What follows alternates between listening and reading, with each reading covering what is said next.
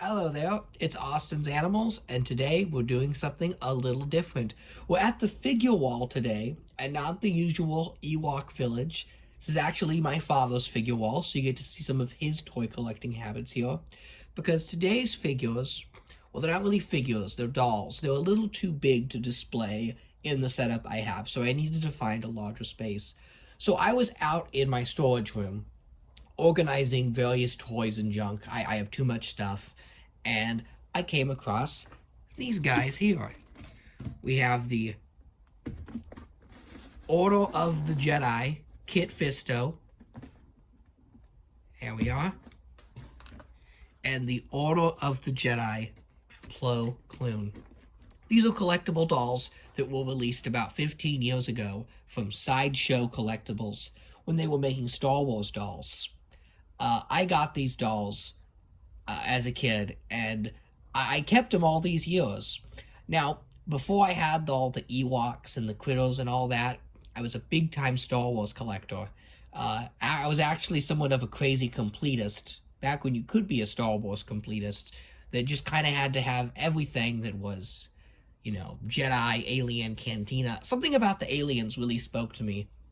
These two characters in particular I have a bit of a story with.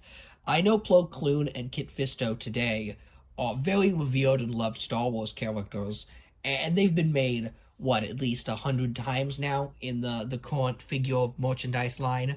But back in 2005, when Revenge of the Sith was opening, I went to Walmart on the release date for the Revenge of the Sith toys. And if you don't know, if you're not a Star Wars collector, Star Wars toys don't just release like every other toy. They always have these big dates they hype up, like they call them, Forced Friday, Mandalorian Monday. It's been a thing since like the 80s, where, was it, it might have been Phantom Menace that started the first, actually. 1999, Midnight Madness. And they kind of realized that when they make it a big event, people kind of panic buy and spend more, so why not, right? So anyways, 2005, I was in Long Beach, California, and I went to the Revenge of the Sith opening event, and I got my mom said you get two action figures. You got to pick two. So the obvious choice would have been Anakin and Obi-Wan Kenobi, or like Mace Windu and the Emperor. But I already had those characters. I had collected since Phantom Menace. I had tons of Attack of the Clones figures. Why would I buy a character I already had? I kind of had my main cast complete at that point. I had all the trilogy characters, all the prequel characters. I mean, they looked new. They were in new outfits, but I spent the whole day, because my dad is a hardcore collector too, so we just kind of went to every Walmart and Target in Long Beach, and I did not buy anything, which was very unusual for a kid like myself when you're surrounded by a whole aisle of Star Wars toys, because I couldn't decide, you just can't. So I think it was like 7 p.m.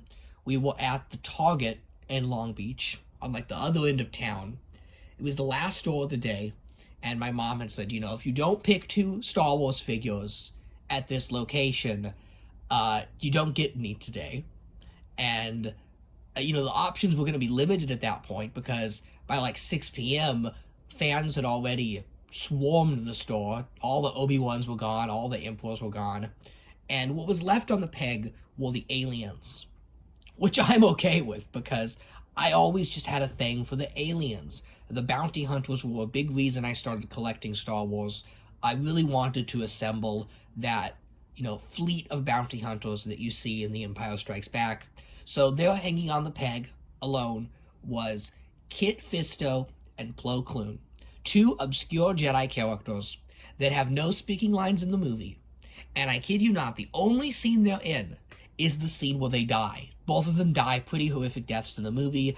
Kit Fisto gets his throat cut, and Plo Koon gets blown up. That's it. So I bought these figures, and something about these two figures just really stuck with me. They kind of became my go-tos, and very shortly, they replaced Han Solo, Luke, Leia, and that was really a turning point in my Star Wars collecting years, where I went from, I gotta have the main cast, gotta have the Obi-Wans and the R2s, to these guys are really cool, and these are who I'm going to play with. Now, another reason I might have really liked those figures, and didn't think about it at the time, Plo Koon and Kit Fisto in the 2005 line, and I wish I had them still to show you, but they were some of the first figures of what we call fully articulated.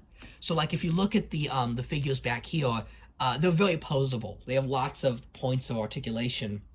And whatever reason it may be, Hasbro chose these two obscure characters to have very unique figures at the time. So it was a combination of a really cool design and just really good action figures that made me really start to get into collecting Star Wars and going after all those background aliens and characters. Now, fast forward to the premiere of Revenge of the Sith, I had thought these two characters would be big characters in the movie, because they had action figures. Why wouldn't they be important? and I remember we were in line at the AMC Theater, Long Beach, California again, and there was a guy dressed as Plo Koon, like in the full outfit, which should have told you then that this character would become something of a cult character, which he is now. And I took a photo with him. You know, my kid brain was blown away that this guy had a Plo Koon costume. And he leaned into my mother and said, "Hey, just a heads up, you might not want to take your kid to see this movie. Plo Koon dies in it." And that was so nice of that guy. You know what? A plus for you, Plo Koon man in Long Beach, for warning my mother of the impending sadness the day I saw Revenge of the Sith, a movie where they just obliterate all of these cool aliens and Jedis. But, you know, it's been about 20 years now since Revenge of the Sith, and these characters have had a life of their own. Plo Koon and Kit Fisto have been featured in the cartoon, the TV show, and they've just become huge characters, which I think actually makes these dolls pretty desirable now. Now, these dolls came out in 2007 for the 30th anniversary of Star Wars, which was kind of I call it the golden year for Star Wars collecting. It really was the best Star Wars toy line they ever made. It was a time when they really cared and listened to the fans. And I was on the internet at the time, the Rebel Scum forums, and the early online Star Wars collecting community, and was Hasbro now is kind of a faceless entity. Back then they really cared and listened to the fans and made what they wanted. One thing that had not gone so well for Hasbro was Star Wars dolls, large size figures. Now, I quite love the Star Wars dolls, probably because my mom's always been into dolls, so she bought me many of the Star Wars ones, and I really enjoyed them. One of my favorites was Shaak Ti. She was another alien Jedi lady who was made in the Revenge of the Sith line by Hasbro. That doll, by the way, is amazing, and you should track one down, and it's beautiful. But they did not make Plo Koon. They did not make Kit Fisto in the doll line, is what I should say. They did make Plo Koon, but he was a fan club exclusive, and he was very expensive. You had to order him online. You know, didn't have the money. It didn't happen, and he very quickly became hundreds of dollars. He was one of those early new-ish Star Wars collectibles that just skyrocketed in value. So come 2006. After the Revenge of the Sith dolls sell poorly and nobody buys them, except me, I bought them all, Hasbro ended the Star Wars doll line formally and called it done. And they actually gave it to a company called Sideshow Toys. Here we go. Sideshow Collectibles, as they were known then, to make more Star Wars dolls. And this was unheard of at the time, because no one had made Star Wars figures other than Hasbro. You know, that was very new. It's not like it is now, there's just Star Wars everything. Hasbro pretty much had a lock on the license. So the idea that another company would be stepping in and making dolls was insane. What Sideshow did right off the bat, these were two of the first dolls released. I actually think Kit Fisto is doll number 1, is they did not start the line over. They did not go, okay, we're going to start with Luke. They continued where the Hasbro line left off.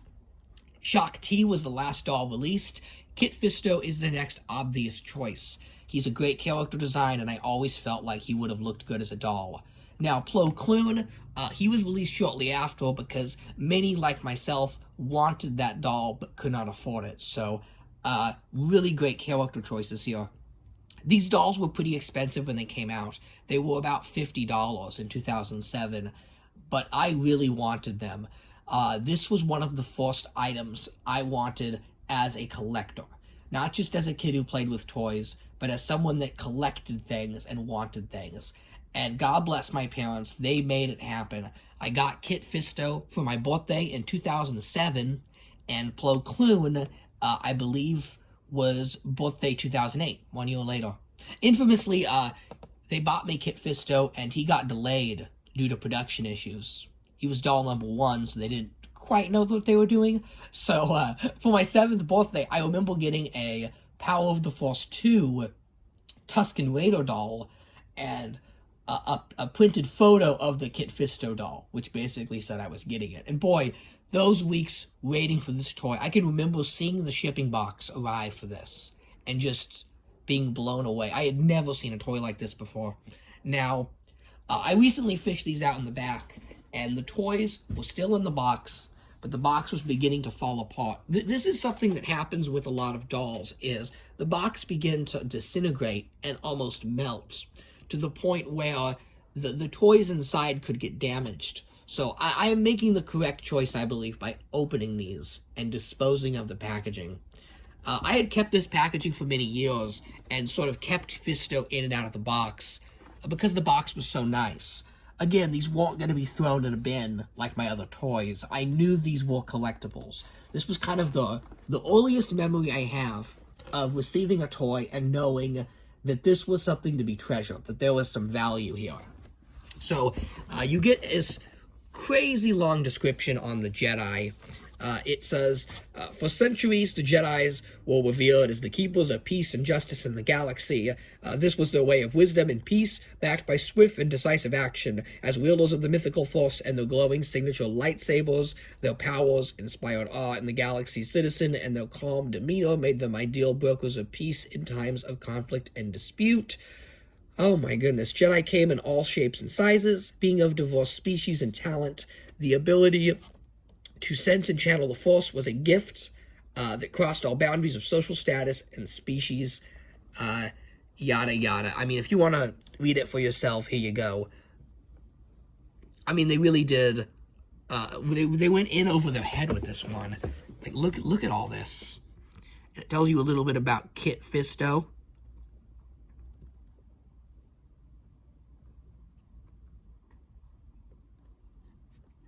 As well as his accessories, which were packed in here. Oh, and the doll went like this. And it just, it nicely folds up. Taking a look at the back. So there he is in the Jedi Council. There he is confronting Darth Sidious. And his last moment on screen. This all happens, by the way, within the course of 2 minutes. So you meet this guy and he dies like a second later. And then some other dolls to buy. I never had any of these ones. I did also have a Darth Maul doll, which I'll talk about in a second. But let's look at Plo Koon's box. Okay, there's Plo Koon. 1/6 scale figure. I always find it funny that these toys aimed at men always say 1/6 scale figure. Like, just call it a doll. I don't mind. It's not a big deal. It's a doll, okay?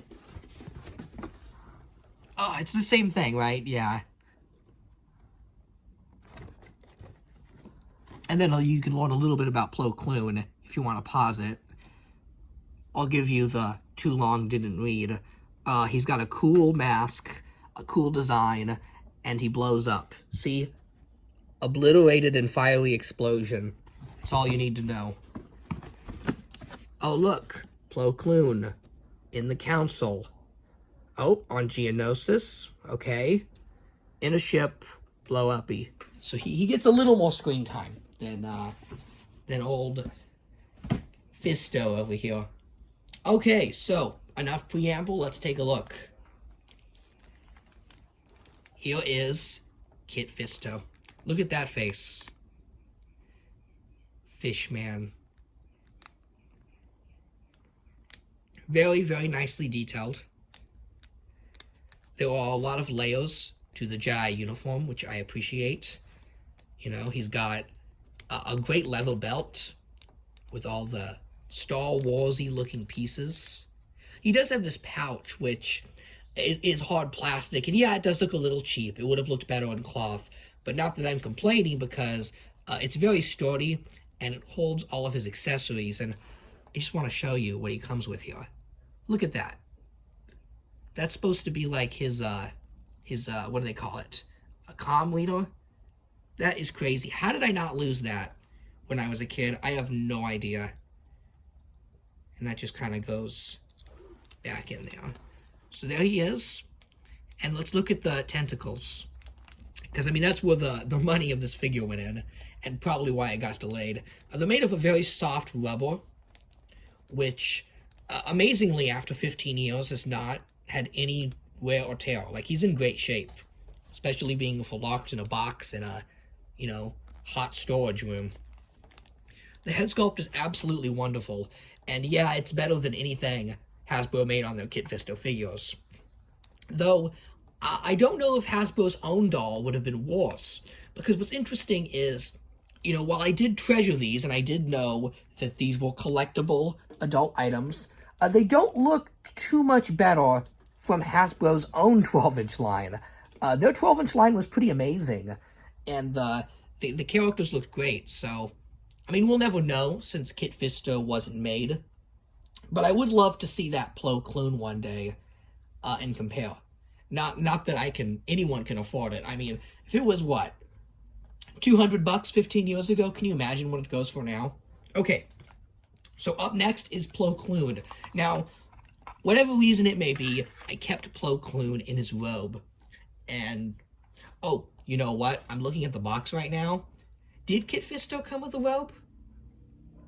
Is that why I don't have it? I don't know. Either I lost Kit Fisto's robe, or he didn't come one. Either way, I think they look better without the robes, to be honest. Something about them just looks kind of tacky and cheap. But, you know, there it is. You could put the hood on. But why would you? His head is so cool. Let's look at him. That is a head only a mother could love. Oh, I'm dropping things. Let's see what I'm dropping here. Oh, it's his lightsaber. Let me go ahead and get that. I'll go ahead and show that. There it is. Now, they do have lightsaber holders. See, Kit Fisto has one here. But in Plo Koon's case, it broke off. So, you know, that is the case for dolls that I've had for over 15 years. They kind of lose pieces over time. It's alright, it happens. I'm glad that I opened them and enjoyed them instead of just, you know, keeping them locked in a box during my collecting years. And, you know, it was a little nostalgic opening them back up. It was like seeing old friends again. That lightsaber's not going to stay on. It was wonderful, and I'm glad that while I did eventually sell off most of my Star Wars collection, I know I have the Ewoks now, which I've rebought. I did keep these guys, and it was for a reason, right? Like, I must have kept these guys because they meant a lot to me, and they did. They're really great dolls. I mean, if you're like a traditional regular doll collector who collects Barbie dolls, you know, I'm not going to recommend you buy Big Beefy Fish Man, though, you know, Barbie might enjoy his presence. They're very fun, and they're the kind of thing I wish we saw more from Star Wars these days. It feels like everything they make Star Wars is boring now. Like, there's no cool aliens or anything fun like that. And that's what these dolls are, they're fun. They're not hot toys, obviously. They do have drawbacks. The plastic pieces, like the pouch that Kit Fisto has, and the boots being cheap plastic. But still, they're really nice. The heads are what make them. The heads are wonderful. So they're really good. The lightsabers, you know, if they were cast in metal, that would have made it. They would have looked amazing. Again, not perfect, but at a $50 price point, I think they did a great job. I mean, what do Hot Toys dolls go for these days? Like, $250, $300? If Fisto doesn't want to stand. There we go. They do need stands, by the way. Plo Koon has his, but I don't know where Fisto's went. So, yeah, there you go. I was just digging these guys up and thought you would enjoy. Offer some commentary, some story time. You know what they need? Ladies. There we go. Plo Koon's got a babe now. He's like, how you doing? She's like, oh, Plo Cool. Plo Koon, you're so Plo Cool. And then Kit Fisto's all mad. Because he's like, why do you get the fish lady? I want the fish lady. Here you go. Here you go, Fisto. Quiet, because look. Medusa has tentacles. Just like you. There we go. So you get tentacle lady. And Plo Koon gets fish lady. And they lived happily ever after.